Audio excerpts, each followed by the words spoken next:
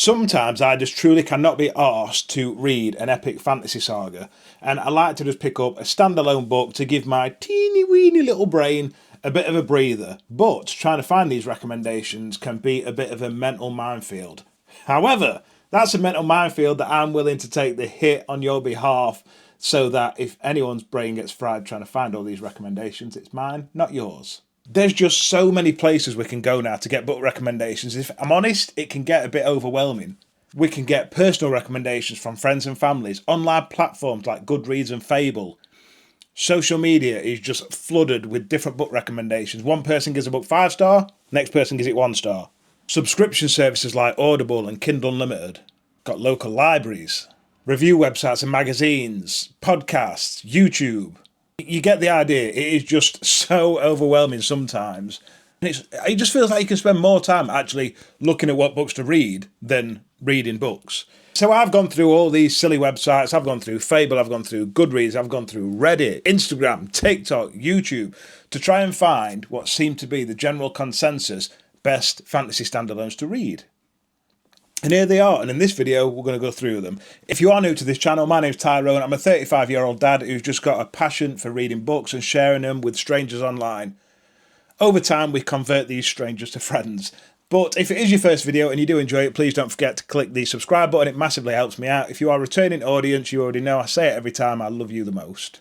Let's get into it. It's fairly obvious what the first book is because you can probably see it and you've probably been nosing over my shoulder since the start of the video.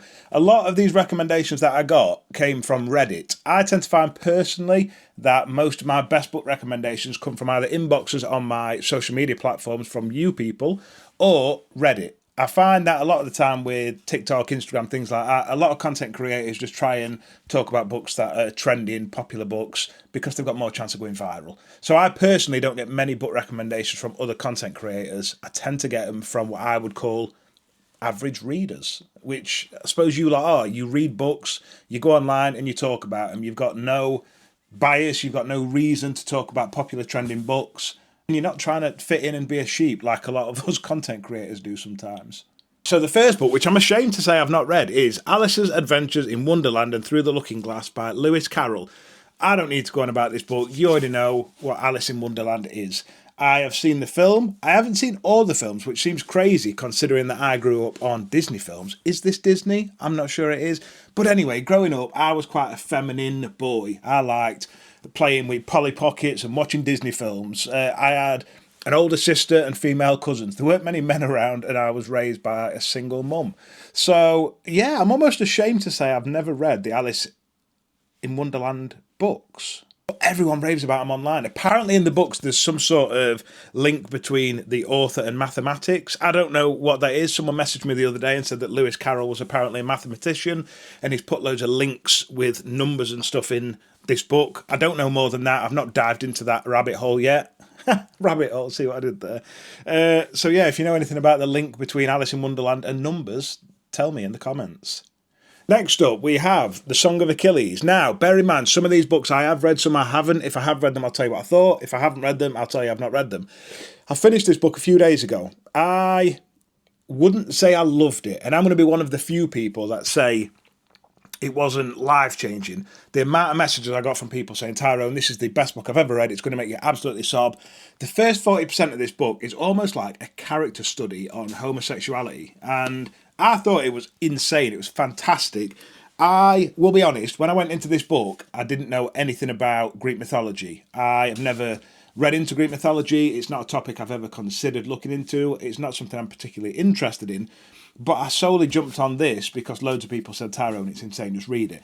So the first 40%, I started reading it and I thought, is this book like one of them books where they're being inclusive for the sake of inclusivity? So I did a little bit of Google boxing, a bit of research, and it turns out that back in Greek days and Roman days, it was very normal for men to be in a marriage with a woman and be promiscuous with other men. And then I got to talking to my wife about, I'm digressing here, but I want to talk to you about why I still scored this book 3.5 stars, even though I didn't particularly enjoy it. I got talking to my wife and I was like, you know what, I think every man's got a bit of gay in him. And she's like, what do you mean, weirdo? I said, hear me out. You tend to find a lot of men, when you put men in an environment where they're only surrounded by men, a lot of them like to do gay stuff. I don't know how else to say it. You look at men in prison, you look at men in the military. I can guarantee if you put 1,000 men on an island and said, look, no women are ever coming around here, they'd find a hole somewhere. Facts. Men are obsessed with bums. I can't let my wife walk upstairs in front of me without trying to dig for gold. I just can't do it. It's just something I think men are obsessed with. Men are obsessed with bums. And only men who aren't comfortable with their sexuality would deny that fact. So, the first 40% of this book, it follows, I can't pronounce his name, Patroclus and Achilles. So, Achilles is the son of a god and a human.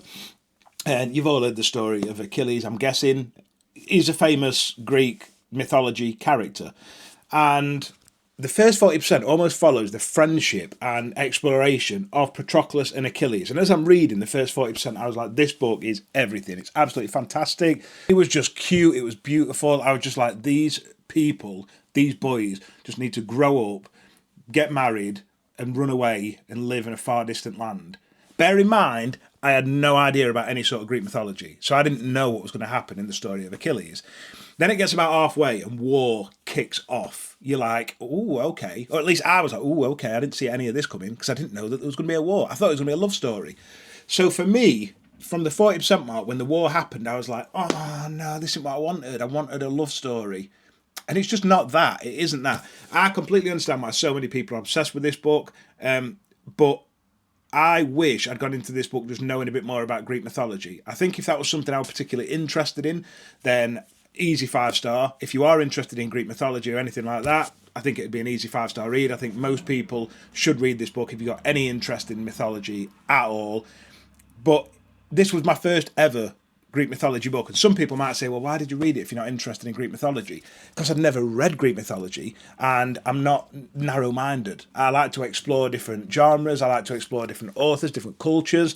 And unless I try a book that involves Greek mythology, I'm never going to know I don't like it. And I personally know that I'm not particularly interested in Greek mythology. I do have Circe on my shelf. Circe might actually be in here. I don't know. I might read that at some point, might not. It's definitely dropped down on my TBR just because of the fact that yeah, the Greek mythology side of this just didn't really interest me. Too many characters, too many gods, too many places. I just wanted me a cute romance, and yeah, this isn't it. Next up, we have a blank book. I'm reading this at the minute. So, let me go and grab the dust jacket. If you do read hardbacks and you don't take the dust cover off, what are you doing? And right, it's this. Blood Over Brighthaven by M.L. Wang. I started reading this last night. I'm only 2 chapters in. This book is sick. I know it's early days for me to say that a book's sick, but it is. And let me tell you why. I think it's in the book, actually.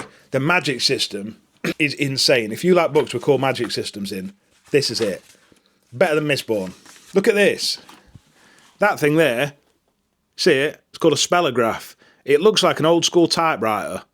And first chapter, I might add, in this book is the most insane, grim, minging, vile, torturous first chapter in any modern fantasy book I've ever read. It's disgusting. If you've read it, you know what I'm on about. The ice and stuff and the way that people get unalived in that chapter is just disgusting, but also perfect. So the book follows a girl called Siona who lives in a place called, I forgot, I don't know, I'm on chapter 2. But anyway, none of that matters. If you read it, you'll figure out what this place is called. She lives there and everywhere is just full of misogyny. There's men everywhere, women don't really do anything, and she is training to become a high mage. She wants to be one, but all the high mages are men, and women are only allowed to test to become high mages every 10 years, I think it is, 10 or 100. I had 2 chapters, just bear with me. So the second chapter is her going to do this test, and when she goes to sit down to do this test, the test is to sit and perform magic on this spellograph. And the way that they perform magic is they go in and they use this typewriter and they put in different sorts of codes and stuff, and then they click enter and then stuff happens around them, and it's just insane. It's so cool, the magic system. I can't tell you any more than that, other than the fact that I've had stupid amounts of messages from people saying, just read this book, Tyrone. Read it, it's class. So far, I think it's going to be up my street. For one, it's set in an educational kind of setting, which is classed as dark academia. Usually, if you put a character in a school or some sort of educational setting, I'm going to be like, yeah, that book's insane, best book ever. Blood Over Brighthaven by M.L. Wang. Read it.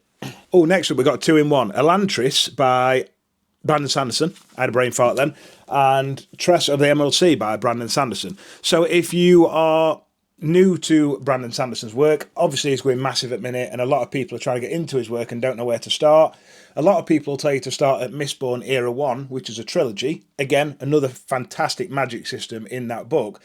But if you're new to fantasy, I wouldn't recommend starting at a trilogy, because it can still be quite overwhelming. So these are two standalones that Brandon Sanderson does. Tress in the Emerald Sea. I've not read this yet, but I'm told it's quite a cute story.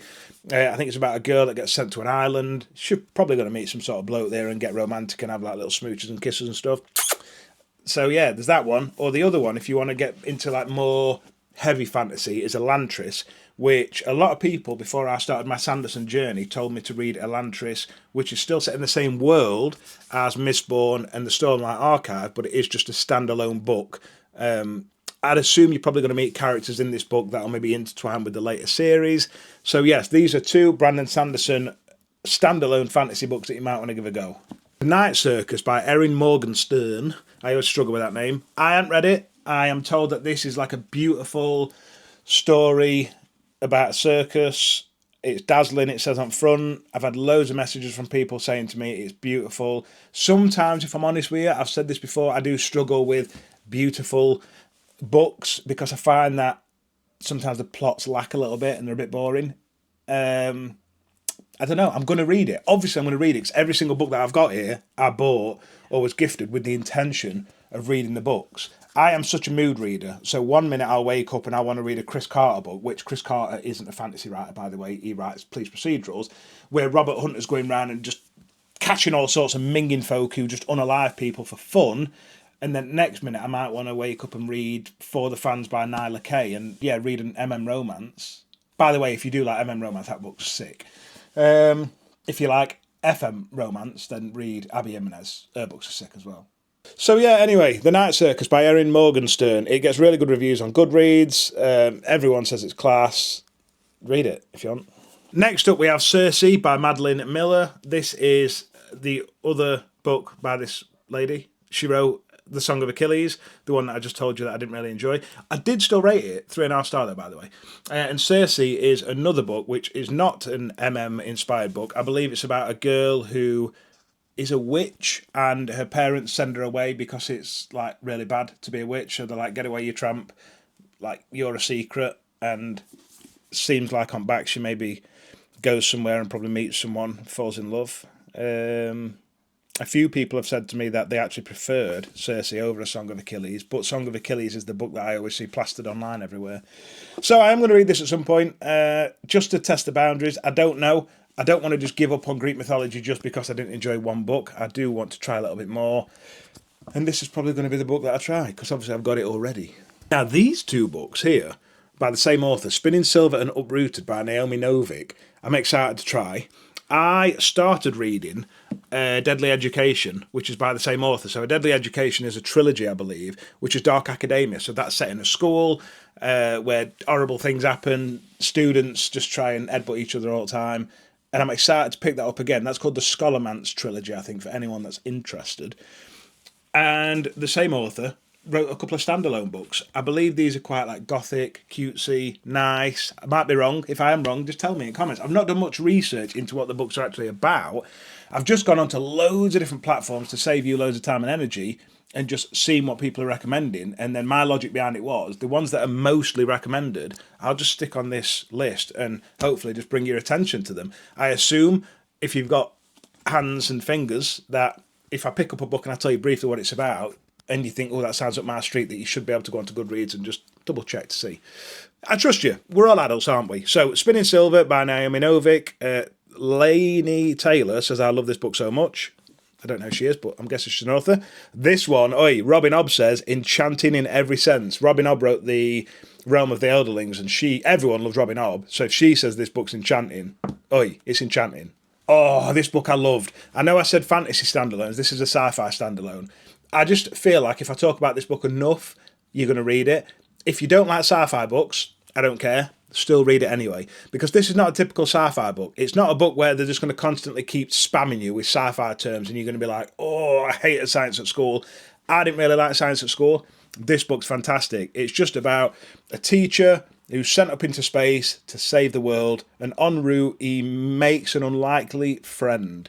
There's more to it than that, obviously. But for me, the key to this story being so perfect is the friendship between, what were his name? Ryle and Grace and Rocky is just, oh, I don't think I've ever read a better friendship in a book. So if you want to go to a nice place and just have a good time in a book, go here. I know some people say the ending in this book is a little bit like hit and miss. For me, the ending hit. I loved the ending. I thought it was fantastic.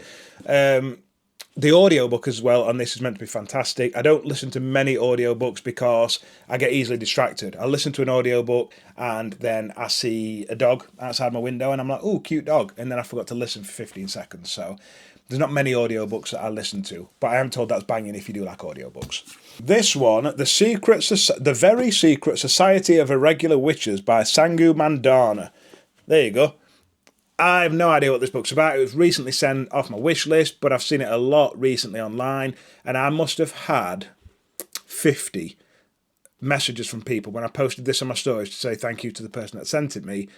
People saying this is beautiful. It's like a hug in a book. Speaking of hugging the books, oh, there's one book. Oh, yeah, I've got 2 more hugs in books for you later. And I do love a good hug in a book sometimes. I've got 2 on this list to talk to you about soon, and House in the Cerulean Sea is another book I highly recommend if you want a hug in a book. I don't have it here, but House in the Cerulean Sea, I'll put up here somewhere, is about a man who goes to I can't remember if it's like a foster home, but anyway, it's a home, like a children's home, that's what I'm looking for, but within the home are magical creatures, magical children, who are all misunderstood, we'll say, and this man goes there and speaks to these children. It's almost like an Ofsted report where he's going to see what's happening there, to see if they need to close it down or to see if everything's cool. And it's just beautiful. The characters are wicked. The main character and the person that runs the home, there's a relationship that builds with them. I'm not going to give any hints or spoilers. That's another good book. So House in the Cerulean Sea by T.J. Klune is also fantastic. I know I digress. Listen, if you followed this channel for long enough, there's no plan to any of this content. I do this because I need it as much as you need some of the Recs. I just need to talk. I like to talk. This Very Secret Society of Irregular Witches. Apparently it's got similar vibes to that. Read it. Oh, yeah, read it. Oh, this one. The Sword of Kaigan by M.L. Wang. So this is the same author that wrote the book that I've just spoke to you about, that I'm currently reading, which is Blood Over Bridehaven. This book slapped. This was one of the best books I read in 2024. I'm probably going to reread this year because I think if I reread it this year, it's probably going to be like a 6-star read. I never understood the logic behind 6-star reads until I read this book. You know, when a book's so good, you're just like, how can I score it 5-star when it's better than perfection? This book was fantastic. Now, I will say I don't think this book's going to be for everybody. For one, it's long, and some people have got short attention span these days. If you've lasted till this point in the video, you're one of the good ones. 630 pages, we'll say. The reason, though, some people say this book can drag is because for the first half of the book, it's like a proper fantasy book. There's training, there's fighting, there's magic. It's insane. It's wild. And then about halfway through, it quietens down, and it's almost a character study between the mum, Misaki, I think her name was. It's been probably 7 months since I read it, and the dad, and what it is to be a mum, what it is to be a wife, and it's just beautiful. The back half of the book, I think, was absolutely stunning. First half of the book, absolutely wild. But if you've got the attention span to read a book and maybe just try and think a bit more than just fun and action. Listen, there's not many books that I read where it makes me think deeper. This book just made me think deeper. I'm obviously a man. I do have boobies, but they're just like man boobs. And I don't know what it is to be a woman. I don't know the struggles that women go through. I do know that as a bloke, I won't be able to manage a birth or periods. I just couldn't do it. And I think one of the problems being a man is that we don't typically sit and think about how hard maybe sometimes women have it when it comes to societal expectations. And I think this book opens your eyes to that. You know, this is a woman who's put her entire life on the back burner to just be a mum and a wife. She has sacrificed everything that she wants in life to just give what society has told her that she should give. And the back half of this story just covers so much on that topic, and the growth of her as a husband, of their marriage as a whole. It's just beautiful to see. It's stunning, and I think everyone should read it. Sword of Kaigan by M.L. Wang. E. Schwab, The Gallant. Is it called The Gallant? It's not. It's just called Gallant. Anyway, I read chapter 1 of this. Sometimes I do that. I like to call it like I'm a chapter perv. When I pick up a book, rather than looking at synopsis or anything, I just read chapter 1. And then I'll leave it at that. I'm so strange. But in chapter 1, I will say, straight away it grabbed my attention because the girl in it, she's almost in like a school for disadvantaged children, foster children, stuff like that. Basically, kids that aren't wanted by the parents. And the staff that are there just aren't really nice to her. She's a bit like on a Billy No Mate. She's got no friends. And she's deaf. I was like, that's so cool. In the first chapter, it's not really a spoiler, is it? 'Cause it's chapter 1. But in the first chapter, she's trying to sign. There's a teacher that she used to sign to, but that teacher's not present. She's trying to sign to these other teachers, and they're like, what are you doing? We can't understand you. And I was just like, wow, this is going to be the kind of book I want. I believe it's about some notes. So a mum who's not with her anymore wrote some letters, and that's the only memory of a mum she's got. If you can see halfway through the book, some dark pages there. They're some of the letters from her mum. And her mum's always warned her about staying away from this magical house or something that's haunted. She obviously ignores her mum because that's what kids do. They just ignore parents. And yeah, it's like ghosts and scary houses and magic and a deaf lass. And V. Schwab's class. I read Invisible Life of Addie LaRue. I didn't really enjoy it. I thought it was quite boring. But her writing slayed. She's such a good writer. And I don't give up on authors just because I don't enjoy one book. Loads of people love Invisible Life of Addie LaRue. For me, it just, a bit boring. It was just, the whole idea behind just living life over and over and over again was just so boring. I understand that the author probably intended that because she wanted you to imagine how frustrating and boring it was for Addie. But come on, when you've been alive for that long, you've got to have seen some exciting stuff to talk to me about in book, and she just didn't. She was so boring. So I'm going to read this soon. Right, these two. These are actually standalones, but they are in the same world following the same characters. So this book came out first, which is Legends and Lattes. I've read this one, and it was class. Really good. Cozy fantasy. It's about an ogre. I think she was an ogre. It was like over a year ago since I read this. An ogre who did ogre stuff. She worked in a cafe, and it's just low stakes, cozy, fun, just a nice place to be. Everyone that I've recommended this book to has come back to me and said, Tyrone, it was such a nice book, thank you so much. One that I've not read, Bookshops and Bone Dust, is the prequel to Legends and Lattes. So Legends and Lattes came out first, and then Bookshops and Bone Dust came out after, but this is a prequel to that book. So you can read them in any order that you want, or don't. Just read them in any... Do what you want. Like I said, you're an independent adult. Yeah, it's your life. Bookshops and Bone Dust is a book that I want to read this year. Someone on front says it's glorious. I'd imagine it's going to be equally as cute and hugging a book. I like hugs in a book sometimes, especially if I've just read like an epic fantasy and someone's made me cry. I'm a crier. I do cry at books. Not all books. It takes a special book to make me cry, but I do have a good cry from time to time. And these are the kind of books that I like to read after that just to pick me up. Or Dungeon Crawler Call. Now these four... Oi... I'm going to do 4 in 1 here. Discworld. Dim, dim, dim. I tried reading The Colour of Magic, this one, which is book 1 in the Discworld, last year, but I were in a really tough spot mentally. My mental health was just horrible, and I couldn't focus really on much. So I put it down because it didn't have chapters. Come on. It can't just be me that's bothered about a book that hasn't got chapters.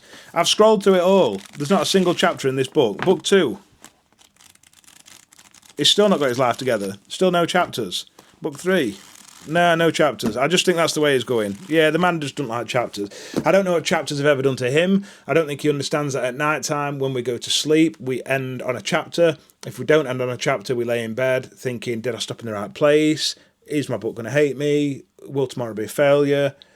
I just can't go to sleep properly unless I know that I've finished a chapter. And for whatever reason, Terry Pratchett just wants to mentally challenge us. And I do want to challenge myself because I've had loads of people message me and say, Tyrone, I know you are character driven, because I am character first. In any book, I need to relate to the character. If the characters are poorly written and they're very flat, I'm just like, meh, next.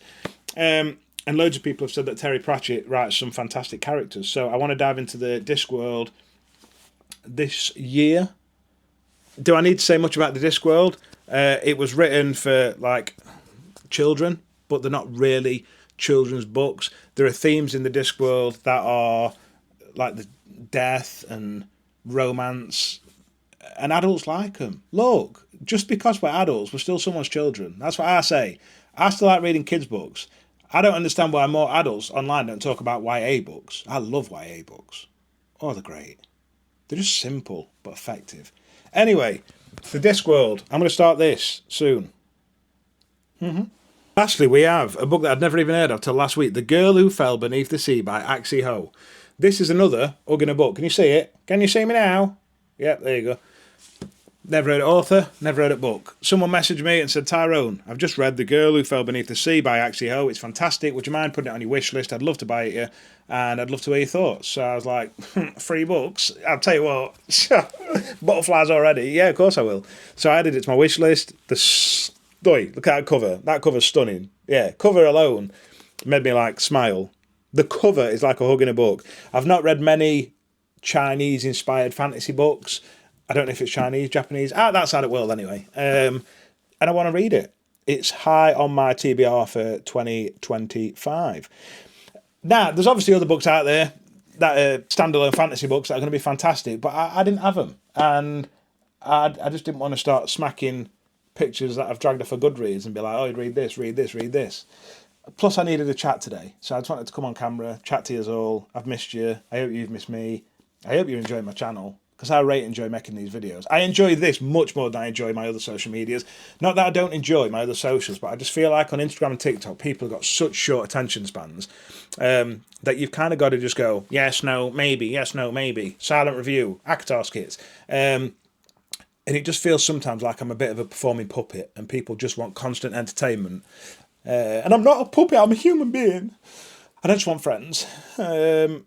But yeah, this just feels way more personal to me. I can come on, I can talk to you about books that I'm just excited to read. There's going to be people out there on YouTube that you can watch who are better when it comes to book recommendations than me. There's going to be people who can break down a book better than me. But there's not going to be many people out there on YouTube that are just passionate about reading books like I am. I'm just so passionate. I'm just so excited. Just talking to you about these books now. I just want to close my camera off and go and read. Oh, Siona. I think that's the name anyway, Siona. If you've read Blood Over Brighthaven, tell me if her name is Siona or Skiona, whatever you want to call her. Tell me what her name is. I think we've done. Have I got anything else to say to you? I have, just to finish up, mental health stuff. I did a video on my other socials the other day. On my links, I think it's on my YouTube, on my links, I've put a link to all the mental health charities that I know of in the UK. Obviously, I know that there's people that suffer with mental health in America and Canada and Australia and across the rest of the world. I've got followers from all over the world, and I appreciate that you struggle as well. But because I don't live there, I don't understand fully what kind of functions, and is that the word, that you have. I don't know what you have to help and support you. But I did think it were important for me, with the following that I've got across my other socials, to try and make sure that people, at least in the UK, knew where to go to if they were struggling. Because I went on Google yesterday and I saw that from June 2023 to August 2024, 5,030 something people took their lives in the UK alone, and 74% of them were men. And then I went on to talk about the fact that I think it's because men struggle to communicate. We're just terrible at communication. And I don't just mean that when it comes to mental health, I mean in general. I saw a video and someone said one of the keys to a man having a happy life is peace. And in our head, peace means quiet. It just means you just don't talk to anyone. But it also means that if men are struggling with mental health problems, for one, they're sure as hell not going to go and talk to another man, because men, as in general, at the minute at least, just don't communicate with stuff like that. We just kind of, we just brush it off. I've told other people this last 12 months, I've really struggled, I've got on medication and stuff, and I can just see the other men in front of me going, oh, what do I say? Do I hug him? We just don't know what to do. So I wanted men to know that actually, if you are struggling, there's a place for you to go. So on my links, somewhere on there, it just says like mental health support. If you click onto my links, there's loads of charities out there that are just so passionate about talking to people that are struggling. Bear in mind, this isn't just for men, this is for women as well. The reason I keep saying the word men is because over the last year, I've been inundated with women messaging me saying, Tyrone, I'm really struggling with my mental health. I just want to say thank you for the videos you do and stuff. I don't get any of them messages from men, or very few. I could probably name it on my hands how many men have ever messaged me and said I'm really struggling. And it's because it's still taboo, and it breaks my heart and it makes me so angry that so many men are still scared or embarrassed to come out and say, I'm really struggling, I don't know where to go to. And I truly believe that that's the reason why the statistic is so heavily biased towards men, is because they just don't know how to deal with emotions. I am so lucky that, as I said earlier in the video, I was raised by a single mum. I had an older sister. I was surrounded by female cousins. Up until my son was born 4 years ago, my house was full of women. I had female dogs, my wife, I've got 2 daughters. All my life, all I have known is women. So I'm very much at tune with my emotions. I don't mind crying. I don't mind coming online and telling people that I struggle with mental health. A lot of men don't feel that way. So anyway, I keep digressing. The charities are there to help you, men and women, but I'm aiming this mainly at men because for whatever reason, they just don't feel comfortable coming to the wives. That just breaks my heart.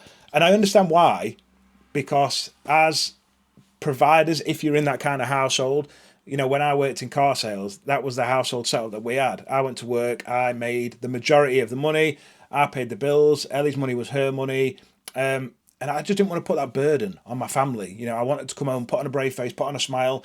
If you're in a marriage or a relationship with a man, you will know time and time again, you'll get up in the morning, you can see us in a foul mood, and you go, "Hi, baby, all right, what's the matter?" No, nothing, I'm fine.